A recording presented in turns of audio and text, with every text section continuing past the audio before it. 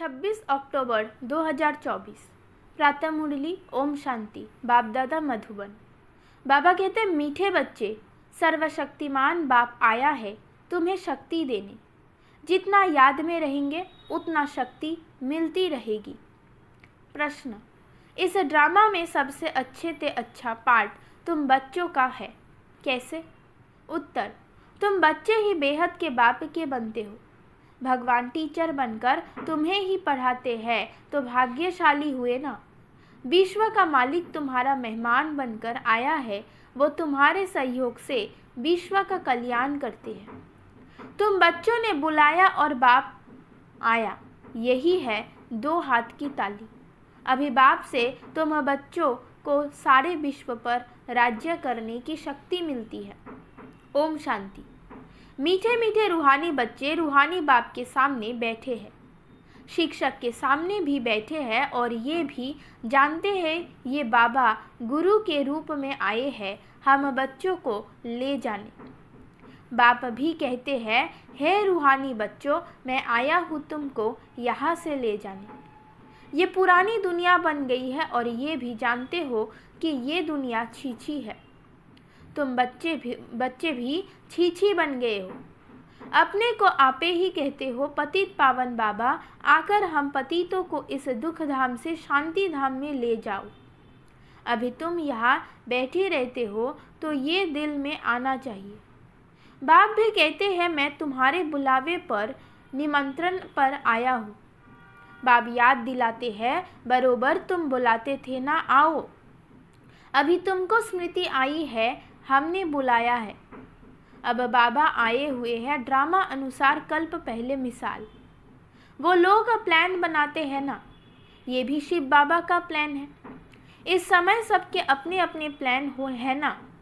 5 वर्ष का प्लान बनाते हैं, उसमें ये करेंगे, बातें देखो कैसे आकर मिलती है। आगे ये प्लान आदि नहीं बनाते थे, अभी प्लान बनाते रहते हैं। तुम बच्चे जानते हो हमारे बाबा का प्लान ये है। ड्रामा के प्लान अनुसार 5000 वर्ष पहले मैंने ये प्लान बनाया था। तुम मीठे मीठे बच्चे जो यहाँ बहुत दुखी हो गए हो, वैशालय में पड़े हो, अब मैं आया हूँ तुमको शिवालय में ले जाने। वो शांति धाम है निराकारी शिवालय और सुख धाम है साकारी शिवालय।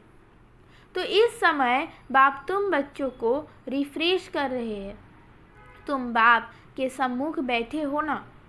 बुद्धि में निश्चय तो है बाबा आया हुआ है। बाबा अक्षर बहुत मीठा है।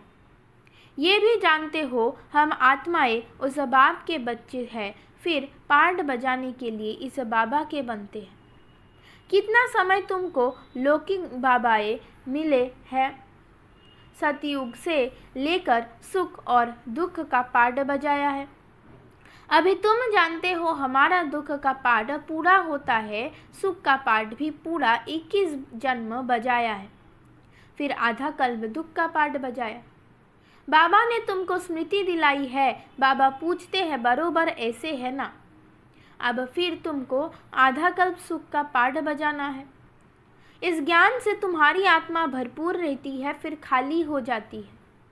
फिर बाप भरपूर करते हैं। तुम्हारे गले में विजय माला परी है, गले में ज्ञान की माला है। बरोबर हम चक्र लगाते रहते हैं। सतयुग, त्रेता, द्वापर, कलयुग फिर आते हैं इस स्वीट संगम पर। इनको स्वीट कहेंगे। शांति धाम कोई स्वीट नहीं है, सबसे स्वीट है पुरुषोत्तम कल्याणकारी संगम युग। ड्रामा में तुम्हारा भी अच्छे से अच्छा पार्ट है।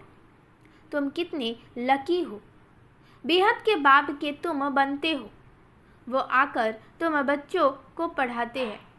कितनी ऊंच कितनी सहज पढ़ाई है। कितना तुम धनवान बनते हो, इसमें कोई मेहनत नहीं करनी पड़ती। डॉक्टर, इंजीनियर आदि कितनी मेहनत करते हैं, तुमको तो वर्षा मिलता है। बाप की कमाई पर बच्चे का हक होता है ना। तुम ये पढ़कर 21 जन्मों की सच्ची कमाई करते हो। वहाँ तुमको कोई घाटा नहीं पड़ता है। जो बाप को याद करना पड़े, इनको ही अजपा जप कहा जाता है। तुम जानते हो बाबा आया हुआ है।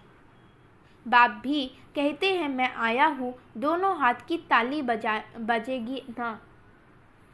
बाप कहते हैं मुझे याद करो तो जन्म जन्मांतर के पाप भस्म हो जाए। 5 विकारों रूपी रावण ने तुमको पाप आत्मा बनाया है, फिर पुण्य आत्मा भी बनना है। ये बुद्धि में आना चाहिए। हम बाप की याद से पवित्र बनकर फिर घर जाएंगे बाप के साथ। फिर इस पढ़ाई से हमको माइट मिलती है। देवी देवता धर्म के लिए कहा जाता है रिलीजन इज माइट। बाप तो है सर्वशक्तिमान। तो बाबा से हमको विश्व में शांति स्थापन करने की ताकत मिलती है। वो बादशाही हमसे कोई छीन ना सके, इतनी ताकत मिलती है। राजाओं के हाथ में देखो कितनी ताकत आ जाती है, कितना उनसे डरते हैं। एक राजा की कितनी प्रजा, लश्कर आदि होता है, परंतु वो है अल्पकाल की ताकत। ये फिर है 21 जन्मों की ताकत। अभी तुम जानते हो हमको सर्वशक्तिमान बाप से ताकत मिलती है विश्व पर राज्य करने की। लव तो रहता है ना। देवताएं प्रैक्टिकल में नहीं है तो भी कितना लव रहता है। जब सम्मुख होंगे तो प्रजा का कितना लव होगा। याद की यात्रा से ये सब तुम ताकत ले रहे हो, वो ये बातें भूलो नहीं। याद करते करते तुम बहुत ताकत वाले बन जाते हो। सर्वशक्तिमान और कोई को नहीं कहा जाता। सबको शक्ति मिलती है। इस समय कोई में शक्ति नहीं है, सब तमो प्रधान है। फिर अभी आत्माओं को एक से ही शक्ति मिल जाती है, फिर अपनी राजधानी में आकर अपना अपना पार्ट बजाते हैं, अपना हिसाब किताब चुकतू कर फिर ऐसे ही नंबरवार शक्तिमान बनते हैं।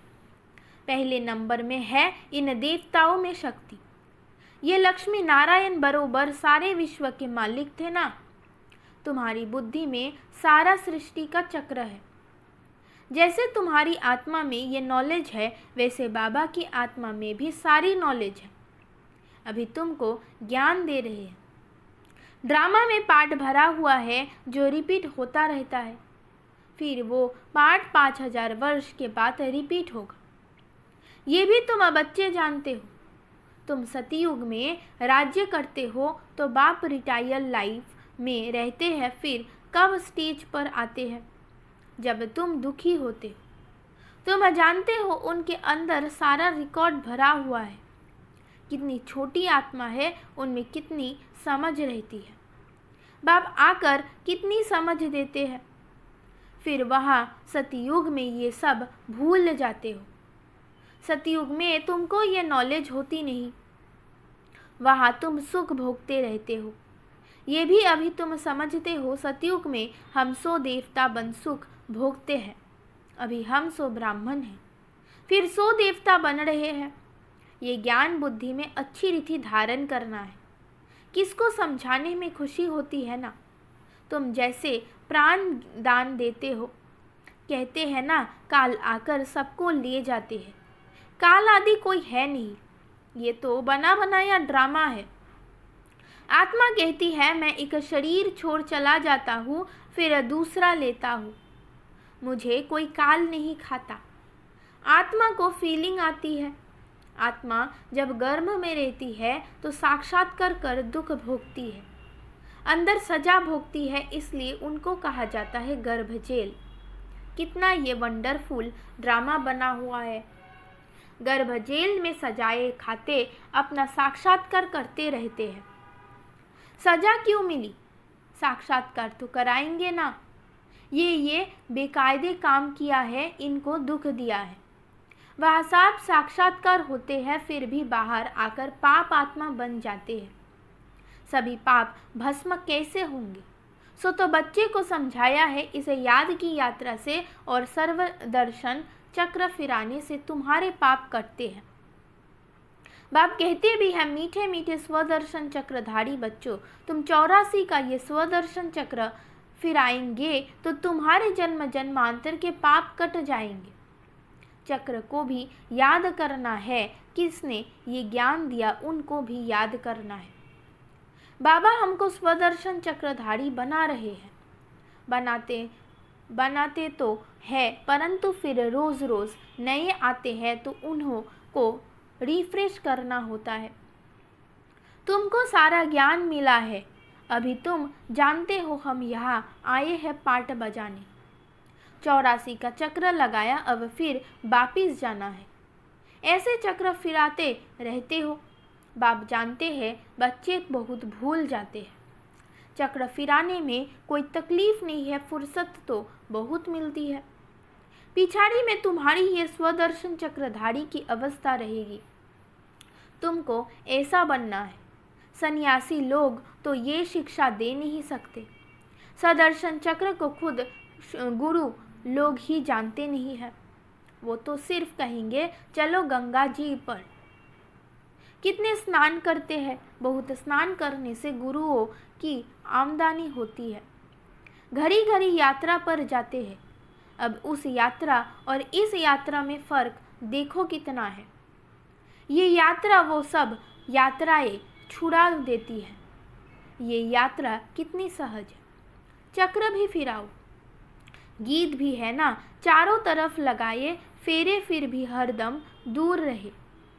बेहद के बाप से दूर रहे। ये तुमको महसूसता आती है। वो लोग इस अर्थ को नहीं जानते। अभी तुम जानते हो, बहुत फेरे लगाते रहे। अभी इन फेरों में तुम छूट गए हो। फेरे लगाते न कोई नज़दीक नहीं आए हो और ही दूर होते गए। अभी ड्रामा प्लान अनुसार बाप को ही आना पड़ता है, सबको साथ ले जाने। बाप कहते हैं मेरी मत पर तुमको चलना ही है, पवित्र बनना है। इस दुनिया को देखते हुए नहीं देखना है। जब तक नया मकान बनकर तैयार हो जाए तब तक पुराने में रहना पड़ता है। बाप संगम पर ही आते हैं वर्षा देने। बेहद के बाप का है बेहद का वर्षा। बच्चे जानते हैं बाप का वर्षा हमारे है। उस खुशी में रहते हैं। अपनी कमाई भी करते हैं और बाप का वर्षा भी मिलता है। तुमको तो वर्षा ही मिलता है। वहाँ तुमको पता नहीं पड़ेगा स्वर्ग का वर्षा हमको कैसे मिला।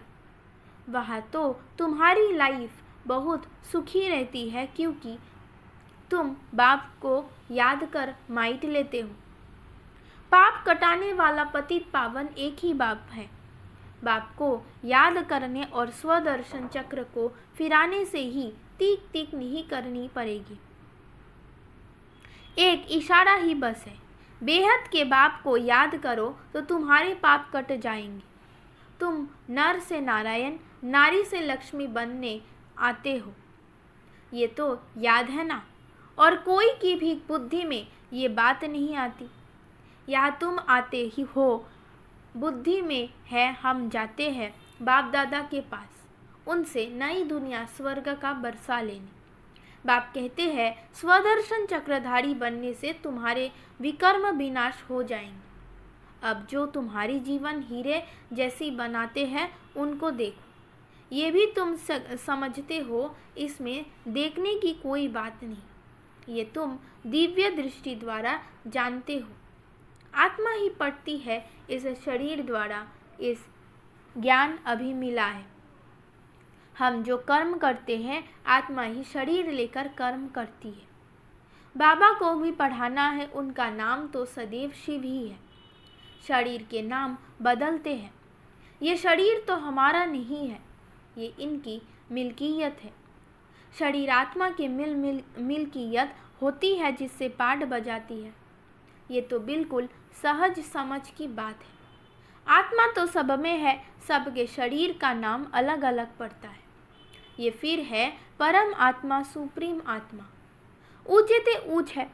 अभी तुम समझते हो भगवान तो एक है क्रिएटर, बाकी सब है रचना पाठ बजाने वाले। ये भी जान गए हो कैसे पीछा आत्माएं आती है। पहले पहले आदि सनातन देवी देवता धर्म की आत्माएं रहती है थोड़ी, फिर पिछाड़ी में लायक बनते हैं पहले आने के लिए। ये सृष्टि चक्र की जैसे माला है जो फिरती रहती है। माला को तुम फिराते हो तो सब दानों का चक्र फिरता है ना। सतयुग में भक्ति जरा भी नहीं है। बाप ने समझाया है, हे आत्माएं, माँ में कम याद करो। तुमको घर जरूर लौटना है, विनाश सामने खड़ा है। याद से ही पाप कटेंगे और फिर सजाए खाने से भी छूट जाएंगे, मर्तबा भी अच्छा पाएंगे। नहीं तो सजाए बहुत खानी पड़ेगी। मैं तुम बच्चों के पास कितना अच्छा मेहमान हूँ। मैं सारे विश्व को चेंज करता हूँ, पुराने विश्व को नया बना देता हूँ। तुम भी जानते हो बाबा कल्प कल्प आकर विश्व को चेंज कर पुराने विश्व को नया बना देते हैं। ये विश्व नए से पुरानी, पुरानी से नई होती है ना। तुम इस समय चक्र फिराते रहते हो। बाप की बुद्धि में ज्ञान है, वर्णन करते हैं, तुम्हारी बुद्धि में भी है चक्र कैसे फिरता है। तुम जानते हो बाबा आया हुआ है, उनकी श्रीमत पर हम पावन बनते हैं। याद से ही पावन बनते जाएंगे, फिर उच्च पद पाएंगे। पुरुषार्थ भी करना जरूरी है। पुरुषार्थ कराने के लिए कितने चित्र आदि बनाते हैं। जो आते हैं उनको तुम 84 के चक्र पर समझाते हो। बाप को याद करने से तुम पतित से पावन बन जाएंगे। अच्छा, मीठे मीठे सिकी लदे बच्चों प्रति माता पिता बाप दादा का याद प्यार और गुड मॉर्निंग। रूहानी बाप की रूहानी बच्चों को नमस्ते। धारणा के लिए मुख्य सार। नंबर 1, ज्ञान को बुद्धि में अच्छी रीति धारण कर अनेक आत्माओं को प्राण दान देना है, स्वदर्शन चक्रधारी बनना है। नंबर 2, इस स्वीट संगम पर अपनी कमाई के साथ साथ बाप की श्रीमत पर चल पूरा वर्षा लेना है। अपनी लाइफ सदा सुखी बनानी है। वरदान। सर्व वरदानों को समय पर कार्य में लगातार फलीभूत बनाने वाले फल स्वरूप भव। बाप दादा द्वारा समय प्रति समय जो भी वरदान मिले हैं उन्हें समय पर कार्य में लगाओ। सिर्फ वरदान सुनकर खुश नहीं हो कि आज बहुत अच्छा वरदान मिला। वरदान को काम में लगाने से वरदान कायम रहते हैं। वरदान तो अविनाशी बाप के हैं, लेकिन उसे फलीभूत करना है। इसके लिए वरदान को बार बार स्मृति का पानी दो। वरदान के स्वरूप में स्थिति होने की धूप दो तो वरदानों के फल स्वरूप बन जाएंगे। स्लोगन। विशेषताएं प्रभु प्रसाद है, इन्हें सेवा में लगाओ, बांटो और बढ़ाओ। ओम शांति।